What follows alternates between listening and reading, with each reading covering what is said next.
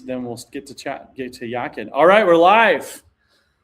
You guys have 10 seconds to make sure this is actually showing up. I should have done a longer timer. Oh my gosh. Welcome everybody to another episode of the Find Your Place podcast experience. I'm going to be joined momentarily with someone that I think, if you're Oregon local, specifically in the Mid-Valley, if you're frequenting those community Facebook pages, probably the most followed Facebook page that we know of in the Mid-Valley is What's Happening Salem. And that page was started in the last year. During that time period, is scaled over 40,000 followers. So let me tell you a little bit about our guest, because he's also writing a book. And in a world where being more connected than ever, but people also feeling more lonely than ever, Jacob Espinoza believes the cure might be as simple as throwing a good party. And in his book, How Parties Will Save the World, business coach, media entrepreneur, and community builder, Jacob Espinoza reveals how meaningful gatherings, both in person and online, can reignite trust, collaboration, and belonging. He's drawing from that experience that led to What's Happening Salem, reaching over 40,000 people weekly. Jacob's going to share on his book how extraordinary leaders can use social media and real-world connection to build extraordinary communities. Please welcome to the show my friend and fellow author with Wellwood Publishing, shameless plug and little mini ad for them, free of charge, by the way, Jacob Espinoza. What's up, stud? Thanks for having me, Tim. How you doing? I'm doing great, man. Thanks for taking the time. I know you're short on time. I am too, but I want to get to the meat and potatoes of what's happening in Salem. If you just tell us like what's happening, how would you summarize that? In Salem, the page or the city of Salem? What are we talking about? Both. The entire city. You know everything that's happening. What is happening in Salem? So the page I created about a year and a half ago. I have a background in journalism. I worked for our Salem Chamber for about a year, and they're doing an awesome job keeping their members informed, creating events for people to get connected. But I was part of a lot of conversations, and I realized that if you're not in this room, you have no idea this is happening. And if people don't know the rules of a game, they're not going to want to play. And I feel like the decline of local media has really led to people feeling disconnected, and because you just don't know what's happening, you don't know what nonprofits you should be supporting, you don't know about the local businesses that you could be supporting, you don't know why it's important to vote in an election. And so by finding a way to put information in front of people who weren't seeing local information otherwise, scrolling through Instagram, we've been able to create an audience, and I think create some positive momentum in our city in certain pockets, which feels good. Amazing, man. So you've launched this page in the last year. Can you bring us to the origin story of What's Happening Salem? How did this come to be? So I've been creating content for a long time. I was doing content on leadership development. I had a newsletter called Leaders Lens. I had 25,000 subscribers. And while I was part of a team that was building that, I realized that business model would work really well for local news, which is an Instagram page, a newsletter, and a podcast. And we live in a time where people don't like to go look for information. They want the information to look for them. And so we have been able to have success by bringing community updates to people where they are, which is scrolling Instagram, listening to podcasts, or just deliver straight to their email box. So it's kind of been an evolution of work that you were already doing. And most recently, we had a conversation about your desire to scale this and offer this service for others to help them become community ambassadors, which is something that undoubtedly we're going to be collaborating with in our real estate business. Can you speak to that a little bit more? Yeah, so since the launch has gone well, I've actually been coaching people in other cities across the country. And the success that my clients have had has led to this community where we have a group of people. We have 17 people already in there that are all over the country. Some of them have 60,000 followers. Some of them don't even have a page yet, but are ready to get started. So we're really going to give them the easy button on, if you want to make this type of a page in your community, these are the things that you can do that will allow you to be successful. One, it's a great community resource. There are so many communities that have no source of local news at all. And this will be a great way to fill that gap. And hopefully help people be better connected because they'll know what's happening in their community. They'll know, how to get connected, what events are happening, what places are opening up. Yeah. But also it's a great way to monetize and build influence in a community. So it does work as a business model. It works out the great add-on if you're a real estate agent, you're selling insurance. Like being the person that has the local presence is a huge advantage because you have the ability to show up consistently and build trust with the audience in that community. I love that, man. I love that. Well, one of our core to our mission in helping people find their place, both with the podcast experience, which is really an extension of the Discover Oregon Real Estate mission to facilitate the discovery of community, legacy, and adventure through real estate. Based on that, I see us having a lot of overlap, just on a core mission. But then there's this party element.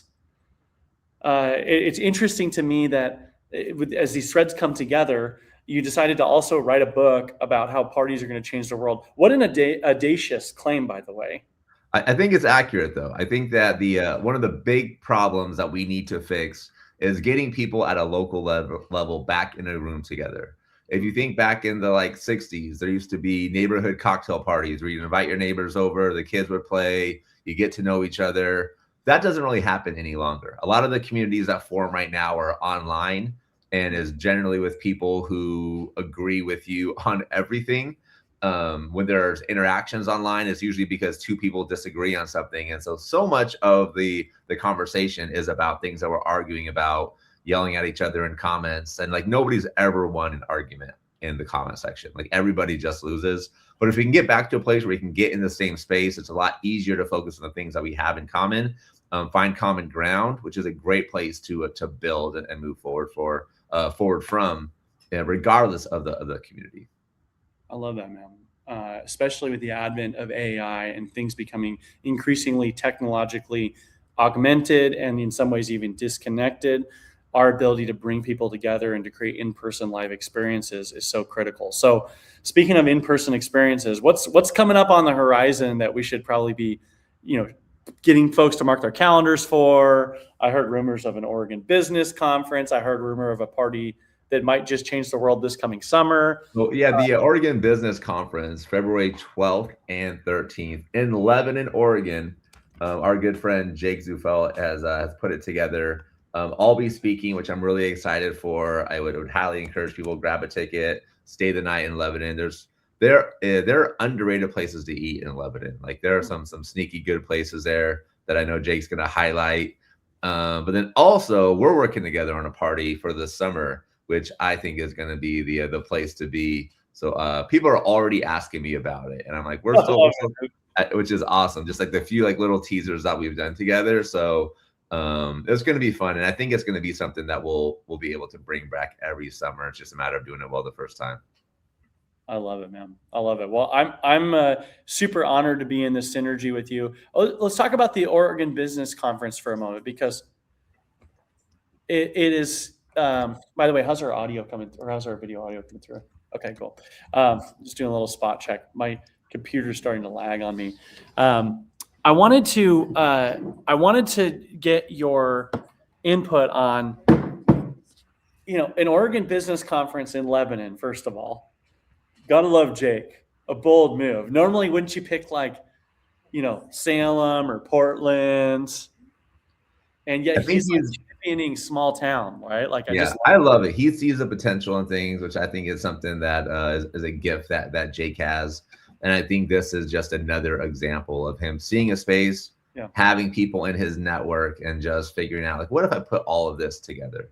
Yeah. And especially I love that he's building this in his hometown, trying to bring people in to Lebanon who would never visit Lebanon in any other capacity. And he's flying people in to speak.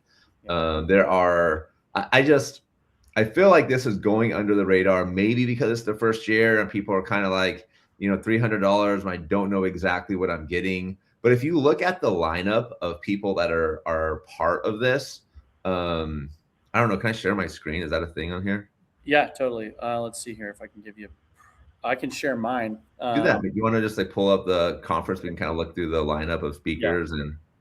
Yeah, and I was making a aloof comment to Lebanon. I grew up in Brownsville, Oregon, riding my bike to Lebanon to go to church That's every weekend, yeah. and I love Lebanon, and I think that it actually is one of the cities in our state that has experienced the most growth in the last 10 years with the medical center moving in there, and this Boulder Falls location is actually like a premier spot, I think, for a conference. Can you see my screen? We got you. Okay, sweet. So let's talk about the speakers, and you mentioned cost. So for those that are marking their calendars, this is the February 12th and 13th, I believe, a Thursday, Friday. So this is during the week. You don't have to miss out on time with family. If you're local, you can come stay a night. You can drive in for one or both days. But we do have a promo code, which we'll put on the comments. It's really simple: DORE, DORE, which stands for Discover Oregon Real Estate, of course. That's going to get you $50 off on this. So you're basically getting this in massive lineup of epic speakers, which I'm sure this would be valued at thousands of dollars if this was hosted down in the Bay Area or any other location besides Lebanon.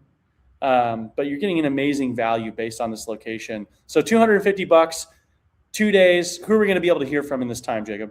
So we have Luke Kostka. I'm not sure if I'm pronouncing his name right. I apologize. But I promise you've seen his clips on Instagram. He does a lot with ClickUp. He has done some hilarious bits that have gone just super viral where he is an HR manager and they're kind of like doing rewrites of popular songs. And I'm really excited for his session, to be honest. His talk on doing content for B2B brands. It's an area that I feel like I'm pretty good at. But like having somebody who's just like the best in the industry available in the room to hopefully chat a little bit, but just even hearing his presentation is going to be incredible. You also have Todd, who they just. Todd, you mean Todd, the guy who was in the Tiger King? No, I don't think was he. Yeah, Todd was. Todd was in the Tiger King. But they added they added somebody as an ADHD leadership coach. Oh, I need that in my life. Is that Seth? Seth Jones. Yeah, Seth Jones. They just okay. added him for a breakout session. And so he specializes in helping people with ADHD be leaders, but also how to lead people who have ADHD. So I'm excited to get some tips on how to lead myself because I definitely have that undiagnosed, but yeah, like I check most of the boxes. I'm excited to hear what he has to say and to get some help there. But also, I mean, there's grant writing coaches. This is turning into a whole advertisement for Oregon. I love Tom. Tom's one of the most amazing chamber business leaders. We have another Chamber of Commerce interview coming up later today. Here's the interview. Is he on it? Yeah, Tom's going to be there. Tom's going to be hosting a chamber CEO panel. So amazing lineup of speakers. I think you're right. To get 2 billion views across social media platforms, that warrants being listened to. Don't you guys think?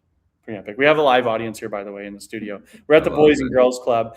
But speaking of podcast studios, this will also be a chance for people to tour Weldwood Studios, which is the new building that Jake and his team just purchased there and have turned into a whole, basically a whole podcasting experience that is going to get broken out there. This is the schedule as they have it now. I think that this is very undervalued. There's still tons of tickets available. I hope that you guys would consider coming for at least one, if not both of these days. And I'm going to just do an end screen share here. Was there anything else we want to say about this before we talk about the party to save the world here, Jake? Let's talk about the party to save the world. Yeah. Okay. Enough of Jake's stuff. Let's get to me. I'm going to put your guys' link out here to get tickets. Look at that. One easy payment of $299. And what happens when you put in the door code? Let's just make sure it works. Yeah, that's good. Oh, $50. Boom. That's like your dinner there. So it's, I mean, there's a live studio audience. Can we make it any cheaper? Right now? I don't think we can make it any cheaper. There's a live studio audience just going wild right now. Yeah, I got like we got 2 claps. We got 2 claps over there. I just put the comment for the Weldwood online payment form. Hopefully that doesn't break with just the massive amount of engagement that I know is going to be happening to it. So that'll be a fun precursor. Get all the business people together. I mean, there'll probably be some party fun element, but serious business people aside, let's talk about a party to save the world. Let's go. July Let's go party. 18th. Lots going on in July. Why should people like be marking their calendars and just blocking off the entire day, if at least the afternoon, but maybe the whole entire day to like pre-hydrate, do their yoga ahead of time. Yeah, for sure. Like, Plan for the next day. Just take the next day off. It's gonna be a good time. It's gonna be for a good cause as well. And I really want you to share your vision a little bit, because I know that this is an area that you're passionate about investing your time and resources into this next year. So the Find Your Place movement, this podcast dovetails into a book I'm trying to keep up with your writing on, by the way. I'm definitely behind you, but it's My book's coming out next week. It's in publishing. We're getting it. It's close. Heck yeah, man. Well, we'll have to get the link for that to share that so folks can buy Jacob's book on how to save the world. My book will be launched for early release on February 11th, the day before the Oregon Business Conference. And what is going to really unfold is this idea of, well, the subtitle is How to Build a Life, a Living, and a Legacy Where You Belong. And one of the core tenets of the Find Your Place movement, where we want people to actually have meaning in their work, is to figure out what are they funding beyond their family. Yes, family is a reason to show up and do work. And family is certainly a good enough reason to show up and get the bills paid. But if you want to scale a business, if you want to do something that truly creates an economic engine that provides a profitable company that also provides a bunch of jobs for other people, there has to be a deeper reason for signing up for all that stress than just the undisciplined pursuit of more. We know from I don't know if it was Jim Rohn. I should know. It was Jim Collins wrote the book, How the Mighty Fall. And one of the core elements of How the Mighty Fall is the undisciplined pursuit of more. And when he fully extrapolates that, it goes back to Simon Sinek's Start With Why. People just want more for the sake of more. They don't tie it to a cause that actually matters. And as a result, they lose themselves along the way. And so if you're showing up at the party to save the world, I want you to picture this. Yes, we'll have all the for-profit companies. Jacob, you know a ton of great businesses. I know a ton of great businesses. And you'll be able to walk past a bunch of generous people that sponsored a party experience for you to come, show up, have a great time, and really build community together. But the idea will be is directly across the aisle from every for-profit entity will be a nonprofit that they found, that they adopted, that is their people. It's their cause. And so for every for-profit that's sponsoring, they're also picking the nonprofit that they want to add a space for. So you'll be walking down this aisle. On one side, you'll have this list of for-profit, and then you'll have this list of nonprofit. And the goal is that we're trying to put these energies together.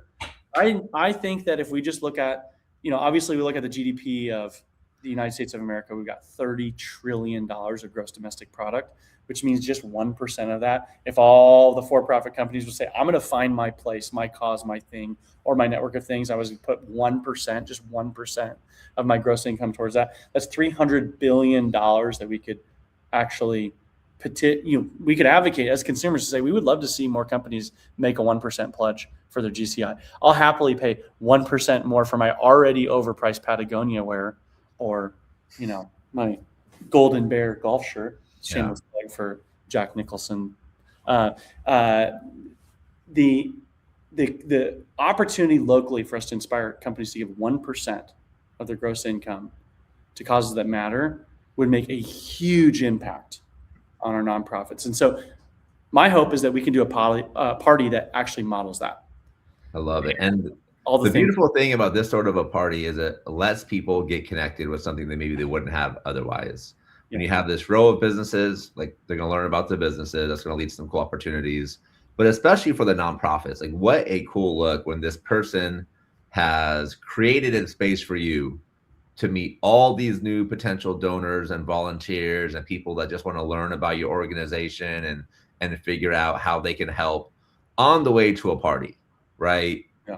And I think that's just going to be a beautiful thing. And the setting we have for it is going to be absolutely incredible. Yeah. I really feel like we're going to make this the place to be in the Salem area this summer, which is going to be just so much fun to be a part of. So I'm glad you tapped my shoulder to jump in the ring.